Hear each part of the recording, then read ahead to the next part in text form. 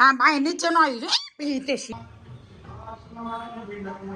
piece કરીને પાણી મૂકીને બાફવા મૂકી દીધા હતા તો મોટા 3 બટેકા છે ઘણા ને એવું થશે કે આ 3 બટેકાનું જ છે હે હરખું બોલે તને ખબર છે ભગવાનની ટોપીની સાઈઝ હે જો ભાઈ એટલા મસ્ત વાઘા છે આમાં નિત્યમ 2 વાઘા લીધા પણ ભગવાનની ટોપીની સાઈઝ નિત્યમ ને ખબર છે કઈ 3 હાલ હાલ હાલ બળબડ શું કરે છે કેમ શું થયું એક તો કંપાસ નાખવો નહીં બેગમાં અને એક તો બુક ને સાઈડ કરવી કેમ 2 દિવસથી ભૂલાઈ જશે એટલે જય શ્રી કૃષ્ણ ભાઈ પેલા તો અમારા નિત્યમભાઈ શું કહેવાય તમને મળી જ લીધું છે ભગવાનના વાઘા લેવા ગયા ત્યારે પણ અત્યારે વાગી ગયા છે 1:30 અને નિત્યમ આવીને ભાખરીનું ભૂંગળું ખાતું હતું ને તો બહુ ભૂખ નહોતી લાગી કેમ કે હમણાં સવારે ખાઈને નથી જતો ખબર નહીં હવે કેમ હવે નહીં ભાવતું હોય બતા ખાવાનું આપણે હાથમાં લઈને એટલે ઓપા કરે એટલે મેં તો કાંઈ નહીં ચાલો ભાઈ સવારે હવે નથી ખવડાવ 2-3 દિવસ ત્યાં થોડુંક શિડ્યુલ બરોબર થઈ જાય તો ભાઈ અત્યારે બનાવીએ છીએ આલુ પરાઠા અને નિત્યમ સ્કૂલ પરથી આવીને ડાયરેક્ટ હોમવર્ક કરવા બેસી ગયો છે કેમ કે 2-3 જે રજા ગઈ હતી ને એનું હોમવર્ક થોડુંક બાકી હતું એને નિત્યમ એટલે બધું એક જ સાથે થયું છે તો જો ઓલરેડી 5-6 પેજ તો નિત્યમે લખીને કેટલા પેજ લખ્યા નિત્યમ કે 3 પેજ લખ્યા છે 5-6 ને મને 5-6 લખ્યા હશે તો ભાઈ જો આલુ પરોઠા બનાવવાના છે તો એક સાઈડ મેં તેલ મૂકી દીધું છે સિમ્પલ જ બનાવવાના છે સાવ દેશી સ્ટાઇલ બનાવવા છે તો આ બધું કટિંગ કરીને સાઈડમાં મૂકી દીધું છે અને એક સાઈડ બટેકા પણ મેં આવી રીતે પીસ કરીને મૂક્યા છે કરેલા બાફવા જો તો આ પણ બફાઈ જવા જેવા છે અને લોટ બાંધવાનો બાકી છે અમે તો મસાલો વઘારીને પછી લોટ બાંધું એટલે આ મતલબ કાંદા ટમેટા વઘારીને પછી મેં તો લોટ બાંધો એટલે એ ચડે ને એટલે એમાં લોટ પૂર્ણ આવી જાય તો ચાલુ ભાઈ આલુ પરોઠા ખાવા હોય તો આવી જાજો હમણાં હું તમને પછી બતાવું કે ભાઈ અમારું કામકાજ આલુ પરોઠાનું ક્યાં પહોંચ્યું છે એ ઓકે મસાલાનો પણ મસ્ત વઘાર થઈ ગયો છે અને બટેકા પણ મસ્ત ચડી ગયા છે આને મેશ કરીને એમાં એડ કરવાના છે એક સાઈડ લોટ પણ તૈયાર થઈ ગયો છે બટેકાના મેં આવી રીતે નાના નાના પીસ કરીને પાણી મૂકીને બાફવા મૂકી દીધા હતા તો મોટા 3 બટેકા છે ઘણા ને એવું થશે કે આ 3 બટેકાનું જ છે એમ કેટલો બધો માવો છે એટલે તો જો ભાઈ આ પણ ચડી ગયું છે અને લોટમાં મૂણ અને મીઠું પણ એડ કરી દીધું છે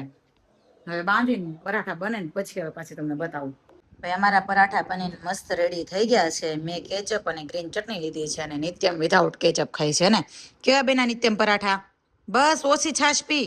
પરાઠા કેવા બેના એક નંબર હવે કેટલા પીસ ખાવાના છે હજી કેટલા પીસ ખાવાના છે 5 પીસ ખાવાના છે અરે બાપ રે આમાં નિત્યમને હજી 5 પીસ ખાવાના છે એકદમ સાદા પરાઠા બનાવ્યા પણ બહુ ટેસ્ટી બન્યા છે મેં જો ટેસ્ટ કર્યું ને એટલે મને ખબર છે જો આ પરાઠો આખું મારું ને કાટલું એક નિત્યમ નહીં આ વખતે હાફાફાળા કર્યા છે વાળી દર વખતે 2 રોટલી બનાવું ને પછી મસાલો ભરું આ વખતે ઉતાવળ હતી ને ફટાફટ વાળીને 1 રોટલીમાં જ બનાવી દીધા હે ને અને અમે જો મૂવી પણ મસ્ત ચાલુ કરી દીધું તમારે જોવું હોય ખાવું હોય તો આવી જાઓ હાલો પગે લાગો હા ચંપલ કાઢો પગે લાગેલી હાલો ભગવાન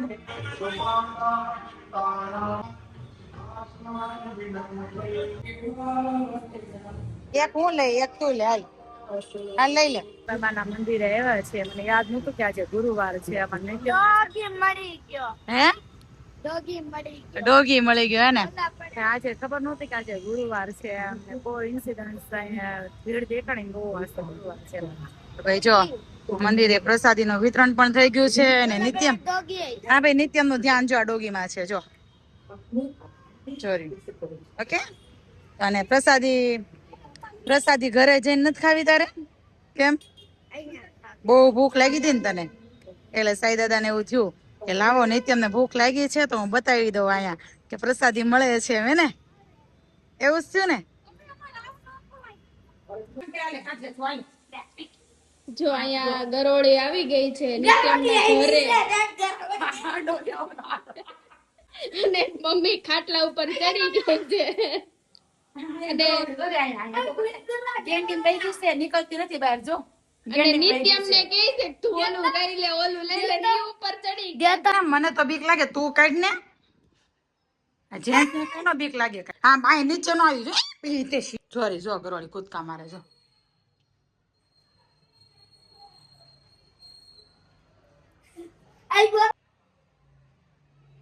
સોરી ગરોળી સોરી ગેંડી માંથી નીકળી નથી એકતી આનું શું કરું અને જબલો પહેરીને કાઢી લે રેખા મસી નો કાઢે હું આવીને માપડી માથે ચડી ગઈ તો શું કરું કાઢ હાલે